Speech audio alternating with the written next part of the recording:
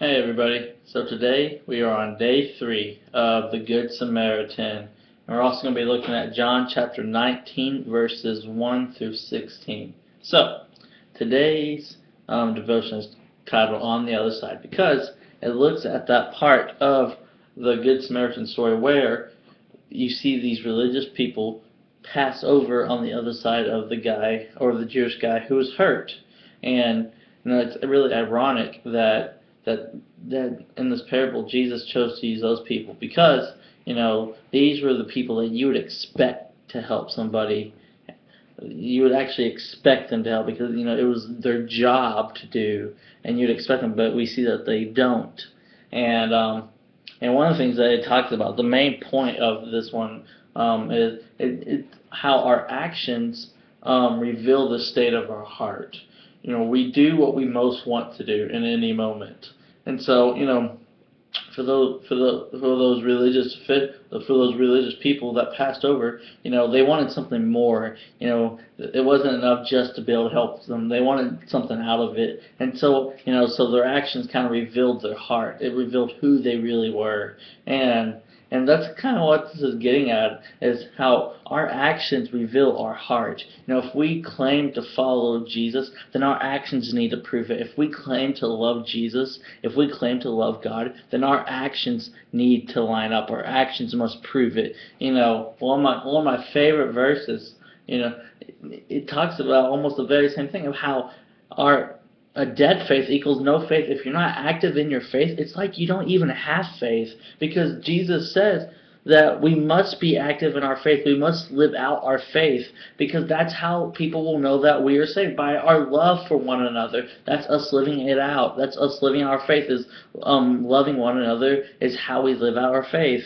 And we there's other things that we can do to live out our faith besides just loving on others. But it really all does boil down to love. We see that in this story that these religious officials, they really didn't have the love of God in their heart. They really didn't love God like they claim to be, like they claim to do. And so the same thing applies to us. If we claim to love God, then our actions must line up, because otherwise we're just lying to people. We're lying to ourselves too. And yeah, it's a harsh reality to swallow, but it's the truth. If we truly claim to love God, then our actions have got to line up with that.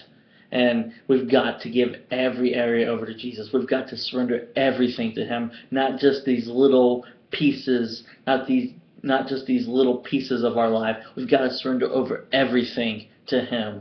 And yeah, it's hard. It's not easy at all. But Jesus never promised that it would be easy, But that's why we have Jesus, because we've got to trust Him. We've got to trust that He'll help us, and that He'll show us how to surrender those areas. Because sometimes those areas that He calls us to surrender over to Him are really tough. They're really hard to hand over. But the truth is, we still have to do it. We still have to give over those areas to God. We can't hold on to those areas because they're not ours in the first place. Our life belongs to God. God's the one that made it. God can take it just like that. So our life belongs to God, and so every single area that you have belongs to God. So I encourage you to surrender it over to God and to trust Him and to leave it in His hands. Let your actions prove your heart, or let your actions speak for your heart. Essentially, that's essentially what this devotion is getting at today, is that our actions need to speak for our heart. If we say we love God, then we better prove Him, because we've got to prove it. And then in John chapter 19, one thing I really love, and I think this kind of shows the humor of Jesus, to me almost.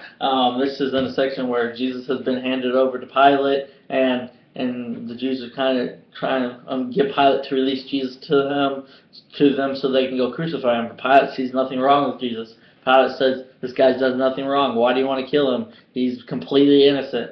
So anyways, the Jews tell Pilate that this Jesus guy has made has made a statement claiming that He is the Son of God, and it kind of scares Pilate, kind of freaks him out a little bit. And so Pilate goes back to where Jesus is, and he asks him, who are you, where are you from? And Jesus gives him no answer. And so Pilate, pops off with the, hey, buddy, don't you know that I have the authority to release you, and I also have the authority to kill you, to hand you over. And I love what Jesus says in verse 11. He basically, he owns him. Jesus owns Pilate in this moment. He says that you would have no authority over me unless it had been given to you from above. So essentially what Jesus is saying to Pilate is that you better check yourself, Pilate. You better see where your authority comes from, because you didn't get in that spot you didn't put yourself in that spot. God put you in that spot for a reason. So you better check yourself, dude. So I just love it. I think it kind of shows, I don't know, the humor side of Jesus kind of to me. So I hope you all have a good day. I'll catch y'all later. Bye.